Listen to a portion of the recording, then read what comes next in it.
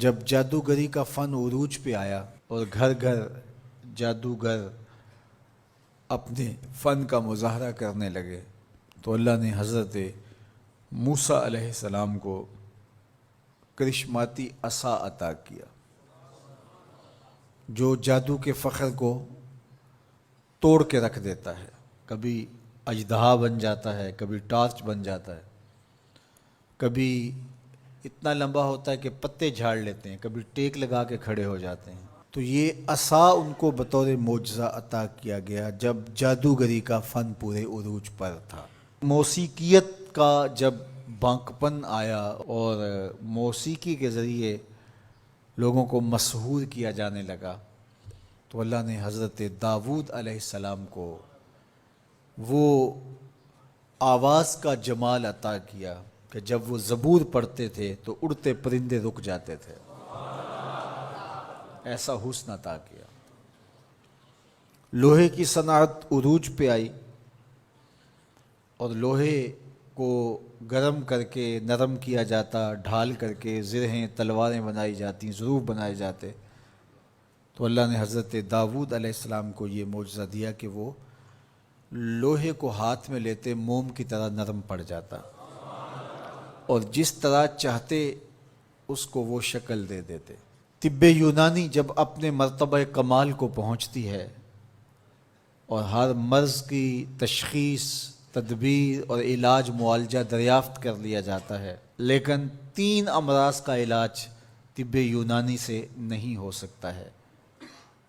مادرزاد اندھے کی آنکھوں میں روشنی نہیں رکھ سکتے، کوڑی کے جسم کو شفا نہیں دے سکتے، تیسرا ان کے پاس موت کا علاج نہیں ہے. تو طب یونانی کے عروج کے زمانے میں حضرت عیسیٰ آتے ہیں تو ان تینوں مرضوں کا علاج لے کے آتے ہیں. مردے کو ٹھوکر مارتے ہیں، وہ اٹھ کے باتیں کرنے لگ جاتا ہے. کوڑی کے جسم پہ ہاتھ پھیرتے ہیں، اسے شفا مل جاتی ہے. نابینا کی آنکھوں پہ ہاتھ رکھتے ہیں، نور اترنے لگتا ہے. مصر کے کوچہ و بازار میں جب حسن والوں کے حسن کے چراغ جلنے لگے اور ایک سے بڑھ کر ایک حسین دل لبھانے لگا، ان کی عشوہ ترازیاں نیندیں اچاٹ کرنے لگیں، تو اللہ نے حسن و جمال کے زمانے میں حضرت یوسف علیہ السلام کو معجزہ جمال دے کے بھیجا. اور جب ان کے جمال کا، حسن کا چراغ روشن ہوا تو سارے دیے بجھ گئے، اور جنہیں ناز تھا اپنے حسن پہ وہ اپنی انگلیاں کاٹتے ہوئے دکھائی دیتے ہیں. تو ہر دور میں ایسا ہوا.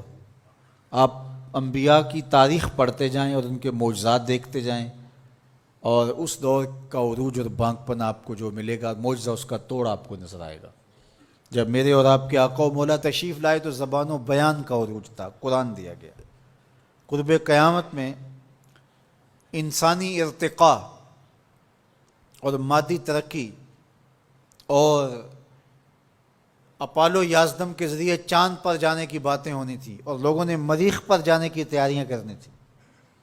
تو اللہ نے اپنے محبوب کو دوسرا بڑا معجزہ معراج عطا کیا کہ دنیا الٹی چھلانگیں بھی لگاتی پھرے، وہاں کسی کا خیال بھی نہیں پہنچ سکتا جہاں محمد عربی کے قدم پہنچ گئے. میرے امام بولے خرد سے کہہ دو کہ سر جھکا لے، خرد سے کہہ دو کہ سر جھکا لے، گماں سے گزرے گزرنے والے، یا خود پڑے ہیں جہت کو لالے، کوئی کیا بتائے کدھر گئے تھے. سراغ عین و متا کہاں تھا، نشان کیف و الا کہاں تھا، نہ کوئی ساتھی نہ کوئی راہی، نہ سنگ منزل نہ مرحلے تھے. کمان امکان کے جھوٹے نکتوں تم اول آخر کے پھیر میں ہو. محیط کی چال سے پوچھو کدھر سے آئے کدھر گئے تھے. وہی ہے اول وہی ہے آخر، وہی ہے ظاہر وہی ہے باطن، اسی کے جلوے اسی کو ملنے اسی سے اس کی طرف گئے تھے.